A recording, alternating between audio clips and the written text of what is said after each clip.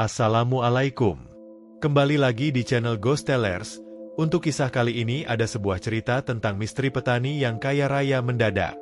Sebelum kita lanjut ke ceritanya, tekan dulu tombol like video ini. Jangan lupa juga klik tombol subscribe channel ini, dan nyalakan juga notifikasinya, agar tidak ketinggalan cerita menarik lainnya. Dan seperti apa untuk kisah kali ini, langsung saja kita masuk ke ceritanya. Di sebuah desa kecil yang dikelilingi hamparan kebun luas, hiduplah seorang buruh tani bernama Pak Ahmad. Tubuhnya kurus dan kulitnya terbakar matahari. Tanda kerja kerasnya bertahun-tahun di bawah terik. Setiap pagi, ia berangkat ke kebun dengan cangkul di pundak dan topi anyaman melindungi kepalanya. Kehidupan Pak Ahmad sederhana, bahkan terlalu sederhana jika dibandingkan dengan kebanyakan penduduk desa lainnya. Meski begitu, ia tidak pernah mengeluh. Pak Ahmad dikenal sebagai orang yang selalu datang lebih awal ke kebun, mengerjakan setiap tugas dengan telaten, dan pulang paling akhir. Namun banyak penduduk desa memandangnya sebelah mata. Ah, dia cuma buruh tani. Apa sih yang bisa diharapkan dari hidupnya? Ujar Bu Painem suatu pagi kepada tetangganya di warung kecil dekat pasar. Ya kasihan ya, usianya sudah lebih dari 50 tahun. Tapi hidupnya begitu-begitu saja. Apa dia nggak capek jadi orang susah terus? Sahut Bupati sambil mengunyah pisang goreng. Pak Ahmad mendengar obrolan itu ketika ia melewati warung dengan gerobak kecil berisi alat-alat pertanian. Namun ia memilih untuk diam. Hatinya memang sedikit perih, tetapi ia tahu waktu dan tenaganya lebih baik digunakan untuk bekerja daripada memikirkan ucapan orang lain. Di kebun, Pak Ahmad bertemu dengan pemilik lahan, Pak Teguh, yang memberikan arahan untuk hari itu. Ahmad, hari ini kau kerjakan pemupukan di petak timur ya. Kalau bisa selesai sebelum sore katanya. Baik Pak Teguh. Saya langsung mulai, jawab Pak Ahmad dengan sopan. Hari itu seperti biasanya, Pak Ahmad bekerja tanpa henti.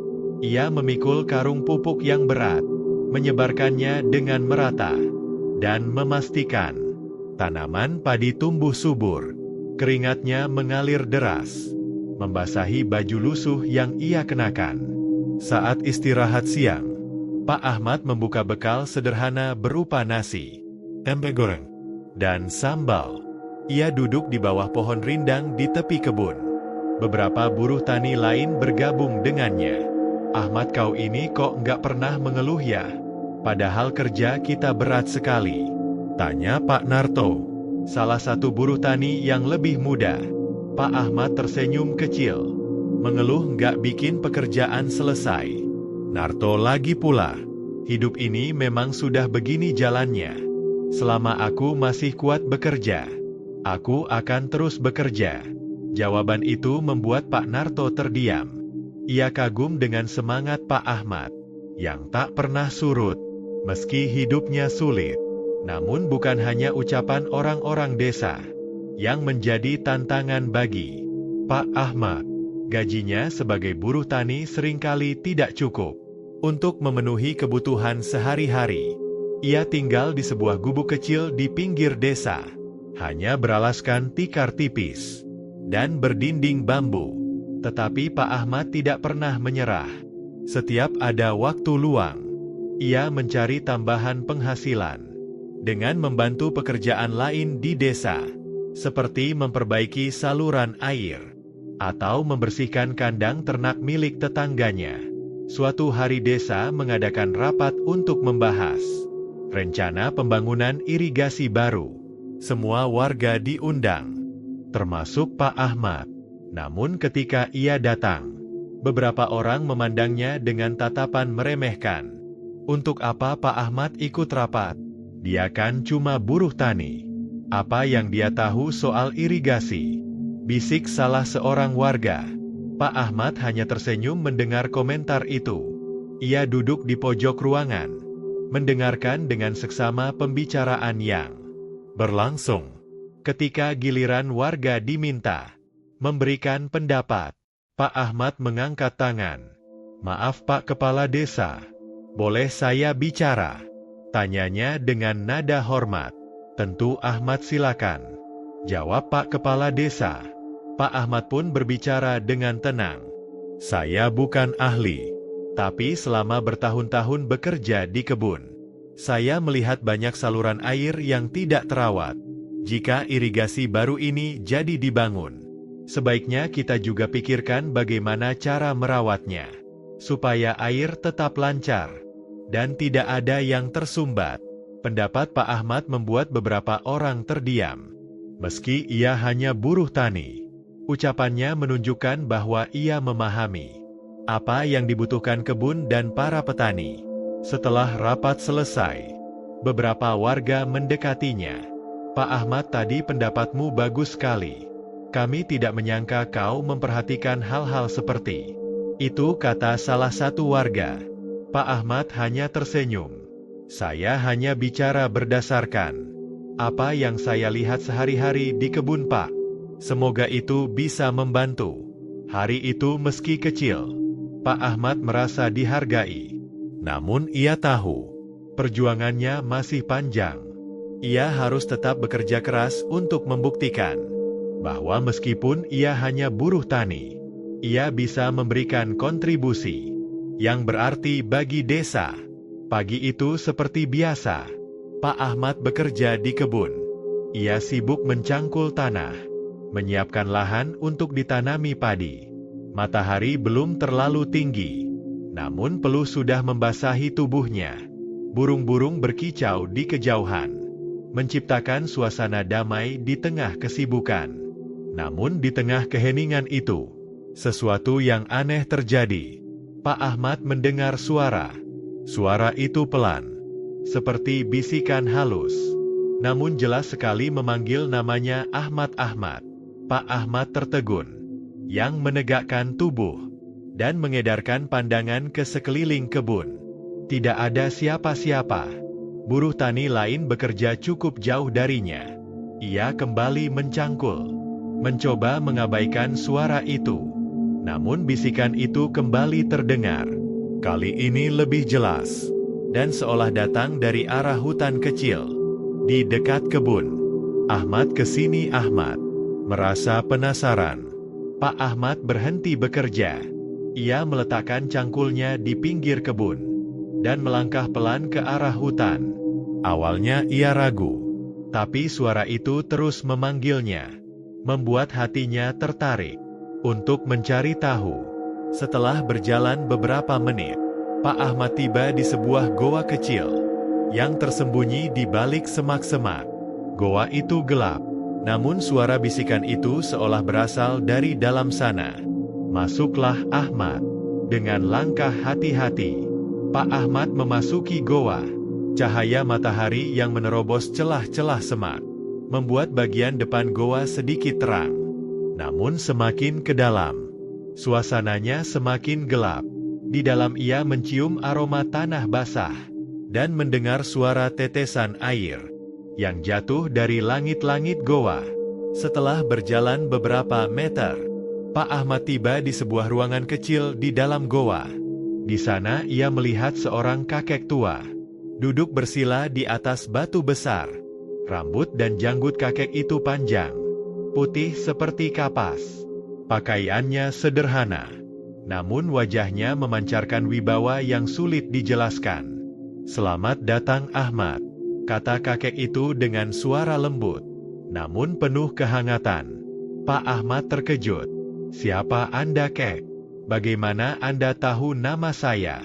tanyanya, sambil membungkukkan badan sebagai tanda hormat. Kakek itu tersenyum. "Aku sudah lama memperhatikanmu Ahmad. Kerja kerasmu, ketulusan hatimu, dan kesabaranmu. Di tengah segala kesulitan hidup, aku ingin membantumu." Pak Ahmad semakin bingung. "Bantuan apa yang Anda maksud, Kek? Saya ini hanya seorang buruh tani." Kakek itu tidak menjawab langsung. Ia merogoh sesuatu dari sakunya dan mengeluarkan sebuah batu kecil. Dengan gerakan perlahan, ia memegang batu itu dengan kedua tangan, memejamkan mata, dan berbisik pelan. Pak Ahmad melihat sesuatu yang luar biasa. Batu kecil itu tiba-tiba berubah warna menjadi keemasan, memancarkan kilauan yang menyilaukan. Batu itu kini telah berubah menjadi emas murni. Pak Ahmad ternganga. Apa-apa itu benar-benar emas, kek? Kakek itu mengangguk sambil tersenyum. Ini adalah salah satu kekuatanku. Aku bisa mengubah batu biasa menjadi emas. Dan hari ini, aku ingin memberikan sedikit bantuan untukmu. Kakek itu menyerahkan emas kecil itu kepada Pak Ahmad. Bahwa ini Ahmad, jual emas ini di pasar. Uangnya akan cukup untuk memenuhi kebutuhanmu selama sebulan. Jangan gunakan untuk hal yang tidak perlu. Dan jangan ceritakan kepada siapapun tentang pertemuan ini. Pak Ahmad menerima emas itu dengan tangan bergetar. Terima kasih, kek. Saya tidak tahu bagaimana harus membalas kebaikan Anda. Kakek itu tersenyum lagi. Tidak perlu berterima kasih padaku. Cukup jalani hidupmu dengan tulus seperti selama ini. Dan ingat, jika suatu saat kau benar-benar membutuhkan bantuan lagi, datanglah ke sini. Pak Ahmad membungkukkan badan sebagai tanda hormat. Setelah itu, ia keluar dari goa dengan langkah pelan. Di luar sinar matahari terasa lebih hangat, dan suara burung kembali terdengar. Ketika kembali ke kebun, Pak Ahmad merasa hatinya lebih ringan. Ia menyelesaikan pekerjaannya dengan semangat, meskipun pikirannya masih dipenuhi oleh kejadian luar biasa yang baru saja dialaminya. Sore harinya, Pak Ahmad pulang ke rumah.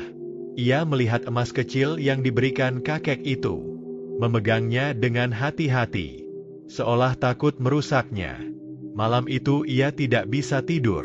Ia terus memikirkan bagaimana cara menjual emas itu, tanpa menarik perhatian orang lain. Keesokan harinya, Pak Ahmad pergi ke pasar kota yang cukup jauh dari desanya. Ia mencari toko emas yang terlihat sepi, dan menunjukkan emas itu kepada pemilik toko. Pak, saya ingin menjual emas ini. Berapa harganya? Tanya Pak Ahmad dengan hati-hati. Pemilik toko memeriksa emas itu dengan seksama, lalu berkata, ini emas murni. Harganya cukup tinggi. Anda yakin ingin menjualnya, Pak? Pak Ahmad mengangguk. Ya, saya butuh uang untuk kebutuhan sehari-hari.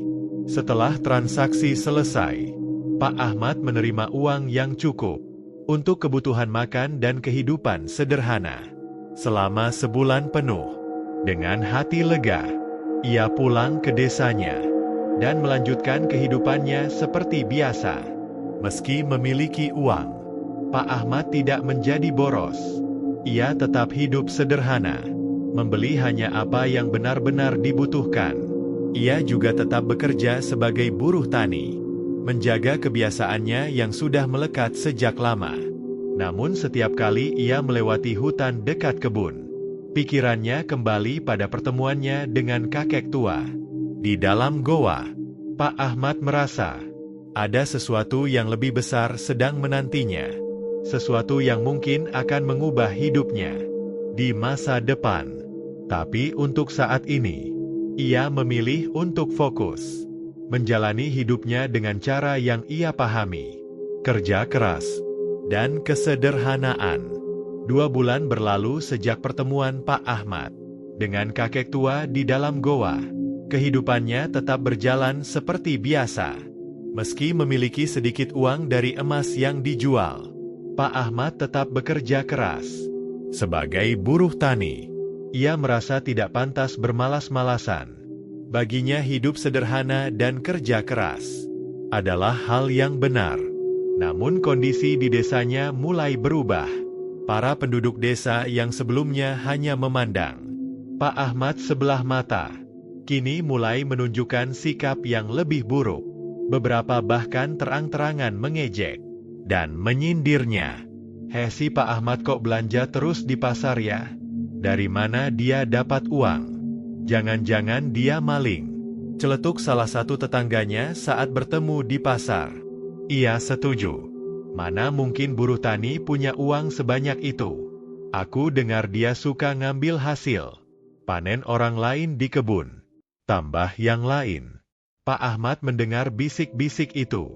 Namun ia memilih untuk diam. Hatinya sebenarnya sakit. Tapi ia tidak ingin memperkeruh suasana. Ia hanya membalas dengan senyum tipis. Lalu melanjutkan pekerjaannya. Suatu pagi saat Pak Ahmad sedang membantu mencangkul di kebun milik Pak Wahyu, seorang warga datang dengan tergesa-gesa. Pak Wahyu, ada yang aneh nih di kebun sebelah. Hasil panen bawangnya hilang setengah. Teriaknya Pak Wahyu terkejut. Apa hilang setengah? Siapa yang berani mencuri di desa kita? Beberapa warga yang mendengar kabar itu segera berkumpul. Mereka saling berbisik, mencari-cari siapa yang mungkin menjadi pelakunya.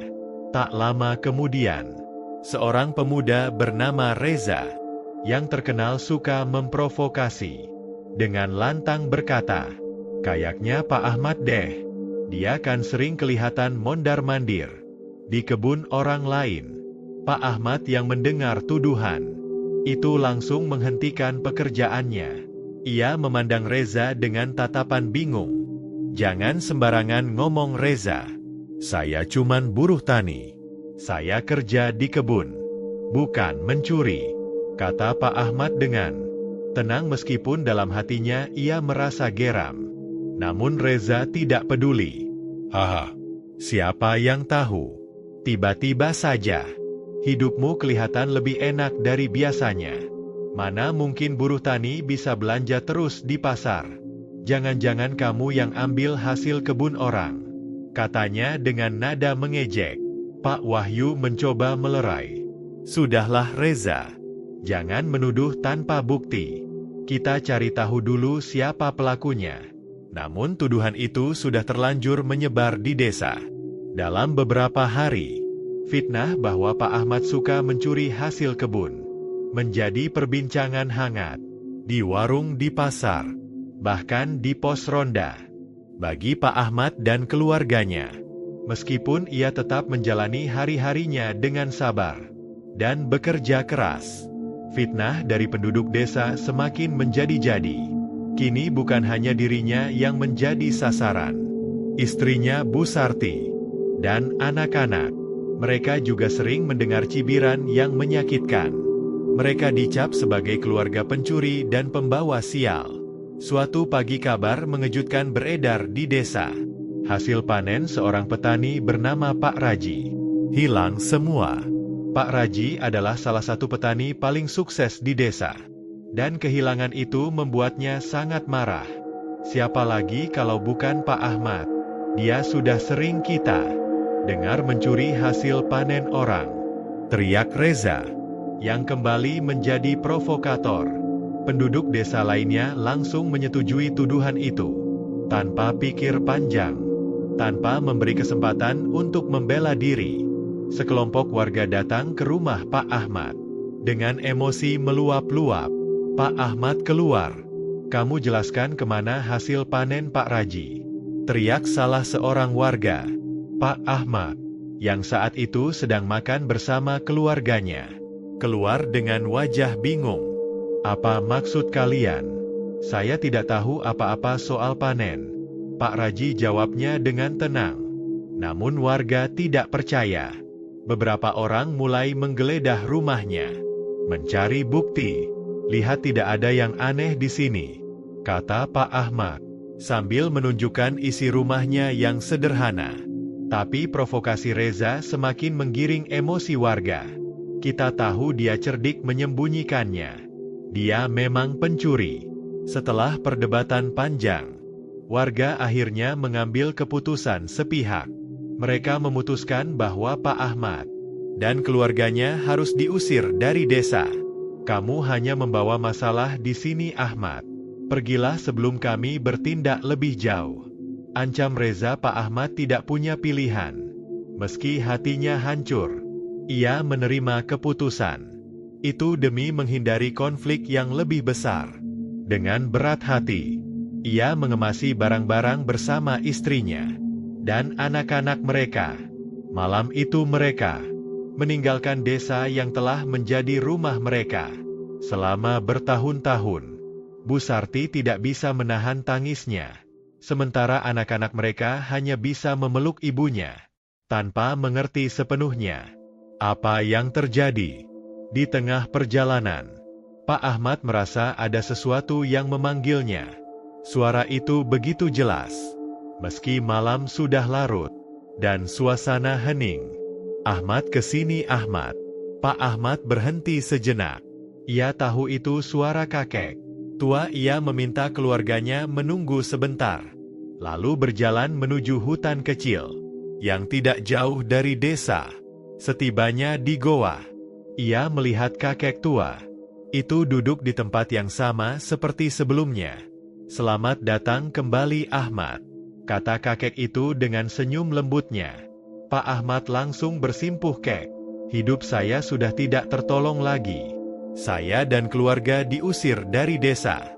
Saya tidak tahu harus bagaimana," ujarnya dengan suara bergetar. Kakek tua itu mengangguk pelan, seolah sudah mengetahui semuanya. "Ini adalah ujian terakhirmu Ahmad. Kesabaran dan kebaikan hatimu telah membawamu sejauh ini. Tapi sekarang, aku akan memberimu kesempatan untuk memulai hidup baru." Ia mengeluarkan sekarung batu kecil dari sampingnya. Dengan satu gerakan tangan, kakek tua itu mengubah semua batu itu menjadi emas. "Ini adalah pertolongan terakhirku Ahmad. Gunakan emas ini dengan bijaksana. Jangan kembali ke desa itu. Pergilah ke tempat lain dan mulai hidup baru. Jadilah orang yang lebih baik." Pak Ahmad tidak bisa menahan air matanya. "Terima kasih Kek. Saya tidak akan pernah melupakan kebaikan Anda." Kakek tua itu hanya tersenyum. "Pergilah Ahmad. Takdirmu menunggumu di tempat lain." Dengan emas yang diberikan oleh kakek tua, Pak Ahmad dan keluarganya pindah ke desa lain yang lebih jauh. Mereka memulai kehidupan baru di sana. Pak Ahmad menggunakan sebagian kecil emas itu untuk membeli rumah sederhana dan lahan pertanian kecil. Ia juga membangun usaha kecil-kecilan, menjual hasil panen dan beberapa kebutuhan pokok. Dalam waktu singkat, usaha itu berkembang pesat, dan Pak Ahmad mulai dikenal sebagai orang kaya di desa tersebut. Namun kekayaan tidak mengubah sikapnya. Pak Ahmad tetap rendah hati dan dermawan. Ia sering membantu warga desa yang kesulitan, memberikan pekerjaan kepada mereka yang membutuhkan, dan menyumbang untuk pembangunan desa. Pak Ahmad menjadi sosok yang dihormati di desa barunya. Ia tidak pernah menceritakan kepada siapapun tentang emas yang ia dapatkan dari kakek tua. Baginya, itu adalah rahasia yang harus ia simpan selamanya. Meski hidupnya kini jauh lebih baik, Pak Ahmad tidak pernah melupakan masa-masa sulit yang ia alami di desa lamanya. Ia hanya berharap suatu hari orang-orang yang pernah memfitnahnya akan menyadari kesalahan mereka. Namun ia juga sadar bahwa hidup harus terus berjalan. Pak Ahmad telah menemukan kebahagiaan dan kedamaian di desa barunya. Dan dengan semua yang telah ia lalui, ia tahu bahwa kebaikan hati dan kesabaran adalah kunci untuk menghadapi segala cobaan dalam hidup. Nah, sekian cerita kali ini. Semoga kalian menikmatinya ya. Kalau mau berbagi cerita silakan kirim ke email, dan apabila ada kritik dan saran bisa ketik di kolom komentar. Jangan lupa subscribe. Terima kasih.